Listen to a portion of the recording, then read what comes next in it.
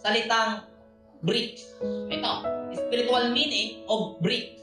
Brick, in the word stone, signifies truth.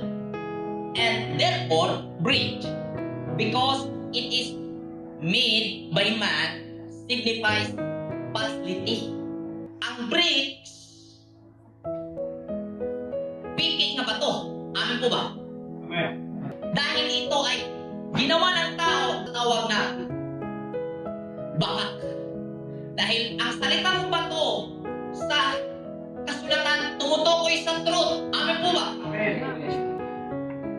Pag sinabing bato, tumutukoy sa karunungan. Amen. Amen. Pag sinabing bricks, tumutukoy sa kabakakan.